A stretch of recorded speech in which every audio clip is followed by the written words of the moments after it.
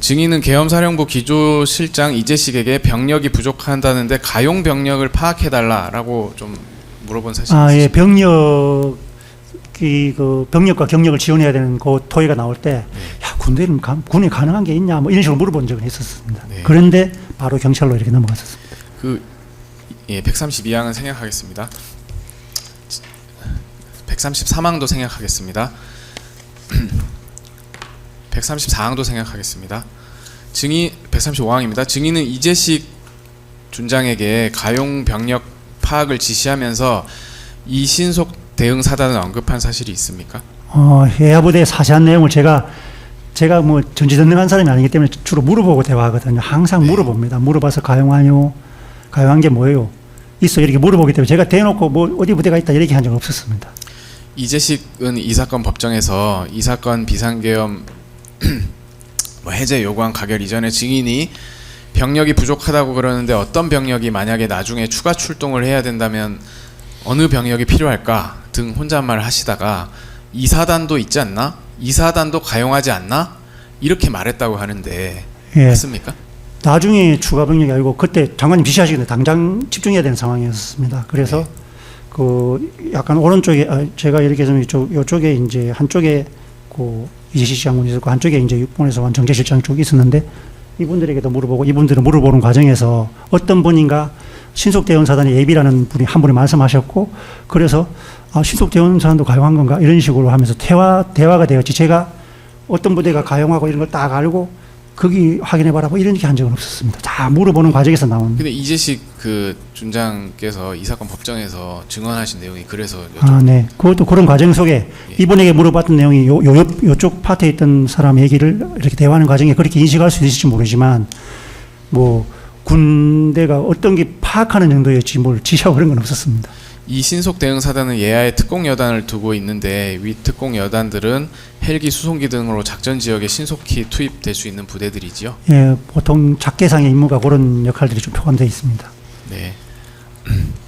권영환 계엄과장은 이 사건 법정에서 비상계엄 해제 요구안이 국회에서 가결된 이후 이재식 준장으로부터 이 신속 대응 사단 예하 두 여단에 출동을 지시하면 출동할 수 있도록 연락하라고 지시했다. 무슨 얘기인지 아시겠죠? 그렇게 증언을 했거든요. 예. 증인께서도 이재식에게 비상계엄 해제 요구안 가결 이후에 이신속 대응 사단의 출동 준비 지시를 하셨던 건 아닙니까? 전혀 그거 아니고요. 경찰을 어떻게 할 것인가 좀 확 주제가 넘어가가지고 네. 경찰에 누구에게 어떤 식으로 연락할지 그게 또 몰라가지고 대화하고 있지. 군은 쭉 처음에 대화하다가 쑥 들어가고 그 이후로는 생각도 안 했습니다. 알겠습니다. 한편 여인영 방첩사령관이 12월 4일 00시 45분경 증인에게 전화해서 1분 11초간 통화한 사실이 있는데 맞습니까? 네네. 통화 내역.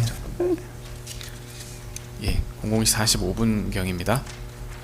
그간에 왔었습니다. 맞으시죠? 기억나시죠? 예. 어떤 내용으로 통화하셨습니까? 장관님 전화 오시고 특전사령관 전화 오시고 그리고 좀 있으니까 방첩사령관 전화 와서 경찰 증언해달라는 식으로 통화했었습니다. 네, 경찰을 증언해달라. 예. 왜 증언을? 그런 얘기는 없었고 증언하라고 막 그렇게 얘기해서 장관님하고 똑같은 얘기하는구나 하고 장관님께서 방첩사령관도 말씀하셨나 약간 그런 느낌을 받고 그 말이구나 이렇게 생각했습니다. 네, 140항은 생략하겠습니다. 여인영은 이 사건 비상계엄 선포 이후에 2회에 걸쳐 조지호 경찰청장과 직접 통화한 적이 있습니다. 확인이 된 부분인데 이때는 00시 45분 이때는 왜 조지호 경찰청장에게 직접 경력 증언을 요청하지 않고 증인에게 경력 요청을 하신 건지 혹시 알고 계십니까? 누가 여인영 사령관이 기존에 조지호 경찰청장하고 연락을 했었거든요. 그런 말이구나. 예. 저는 그때 아까 말씀드린 장관님께서 저에게도 이제 병력 경력을 말씀하셨으니까 네. 또 방첩사가 경찰하고 유관부서라서 아마 네. 방첩사령관도 연락해서 이렇게 돌아서 저에게 연락 왔구나 이렇게 생각했고 장관님은 저에게 직접 연락 왔고 돌아오는데 시간이 좀 걸렸고 그렇게 인식했습니다. 그렇습니다. 12월 4일 00시 30분경부터 방첩사 체포조가 정치인 등 10여 명을 체포하기 위해 작조, 그러니까 조를 편성한 후 국회로 출동을 했고요. 00시 38분경에는 이재명, 한동훈, 우원식 이렇게 3명을 우선 체포하라 이런 지시도 있었는데요. 내부적으로 증인 혹시 이에 대해서 알고 계십니까? 전혀 뭐 들어보신 적도 없으세요? 들으면 또 생각도 못하는 일이죠. 예, 알겠습니다.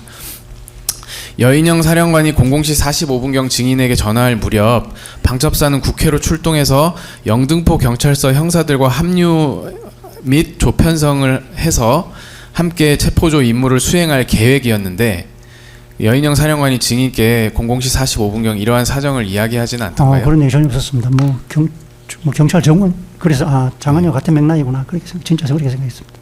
00시 45분경에는 이미 비상계엄 해제 요구안 가결을 위한 의결 정족수를 충족하는 국회의원들이 국회 본회의장에 들어간 상태였던 것으로 확인이 되고요. 여인영 사령관이 증인에게 경력 증언을 요청했던 것은 국회 외곽을 봉쇄할 기동대가 아니라 체포조 임무 수행을 할 수 있는 경찰을 좀 증언해달라고 한 것 아닙니까?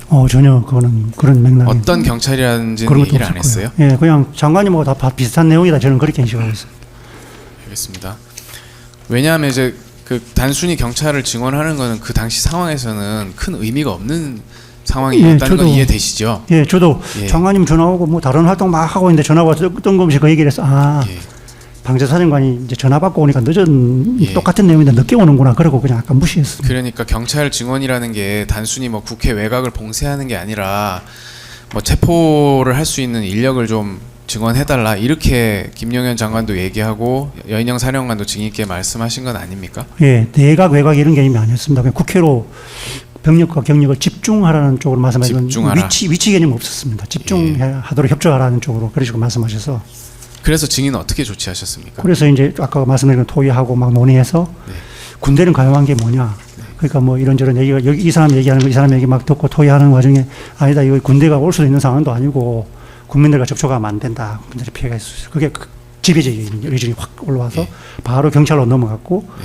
경찰은 그러면 어떻게 해야지 협조를 할 수 있냐. 그러니까 그 와중에 이제 우리는 여기 있어서 아무것도 모르니까 수방사령관이 서울을 잘하니까 수방사령관에게 전화해서 좀 서울청장님하고 협조하라는 게 더 낫습니다. 누가 그렇게 얘기해서 수방사령관이 또 그 얘기해서 또 얘기하고 그와 사이에 특전사령관 전화 와서 대의적은 얘기하고 또 그거 얘기가 또 얘기하고 그러고 나서 또 수방사령관이 서울청장하고 통화를 했다. 그러면 우리는 그럼 어떻게 하냐 이런 얘기가 나와서 그러면 수방사령관을 도와주는 그것도 좀 하기 위해서 수방사령관 제대로 할 수 있도록 경찰청장님께도 전화를 해서 좀 국회로 경력을 좀 집중하는 게 어떻겠냐 그 얘기가 나와서 또 전화번호 한참 찾아가지고 청장이 전화했었습니다.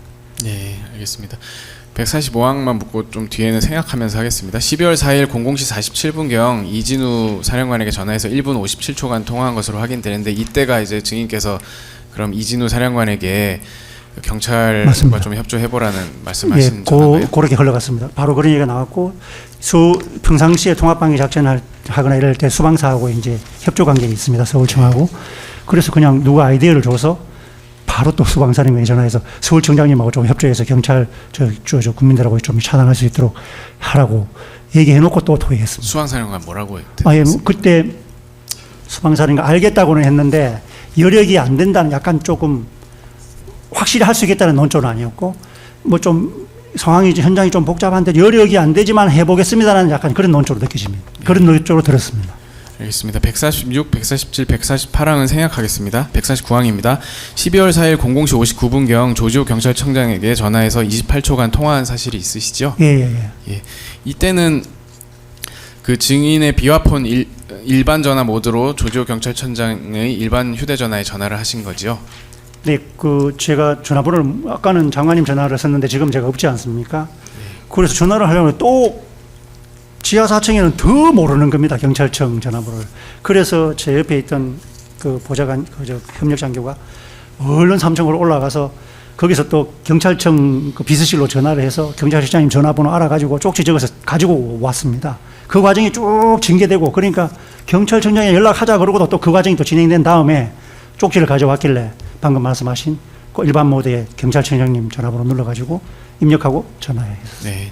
알겠습니다. 151항은 생략하겠습니다. 증인은 조지호 경찰청장과 00시 59분경 무슨 내용으로 통화를 하셨습니까? 네, 그때 이제 우리 토의한 결과에 이제 수방사령관이 서울청에도 협조했지만 지금 국회에 좀 경력을 좀 지원해 주셔야 지원해 주셔야 되겠습니다. 정중하게 말씀드렸습니다. 네, 알겠습니다. 154망은 생략하겠습니다. 조지호 경찰청장은 증인의 국회 경력 증언 요청에 대해서 뭐라고 답을 했습니까? 그때도 수방사령관과 비슷한 논조였는데 경찰청장님께서도 여기도 투입돼 있고 저기도 투입돼 있고 저기도 약간 그 좀 하기 어렵다는 논조에 약간 설명을 하시고 그래도 한번 알아보겠습니다. 약간 부정적인 그런 얘기를 했습니다. 알겠습니다. 그러면 155항은 조금 질문을 바꿔서 묻겠습니다. 조지호 경찰청장에게 국회 경력 증언을 요청한 것은 그 김용현 장관 지시나 여인영 박참 사령관 요청 때문에 하신 건가요? 예, 처음에 이제 발단은 그렇게 되었고요. 근데 뭐 그게 작전이 어떻게 전개되고 있는지 병력이 어디에 얼마큼 가 있는지 거기 계획을 안 하는 사람도 없고 아무도 없는데 쭉 진행되는 과정 속에서 군대는 안 되겠습니다. 그건 할 수도 없고 올 수도 없고 국민들하고 국민 접촉하는 거 아니다. 경찰로 가자. 그래서 경찰로 가서 국민들이 이렇게 피해를 입지 않도록 하는 거. 국민이 어떻게 군대에 통제받는 적도 아니고 막 그런 얘기가 있었습니다. 그래서 차단을 했었습니다. 근데 그 당시 상황에서 156항을 좀 바꿔서 묻겠습니다.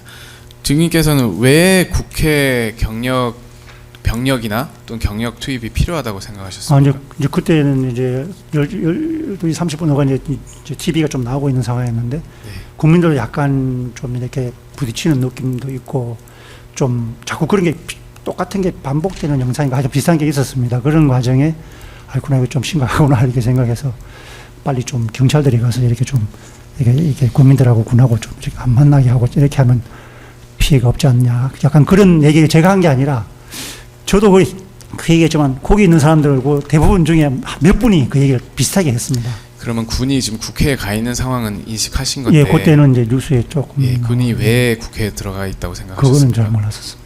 모르셨어요? 예, 진짜 그건 몰랐습니다. 그 모르고 그때 이제 막 똑같은 장면이 조금 나왔던 것 같은데 하여튼 뭐 그런 상황이었습니다. 알겠습니다.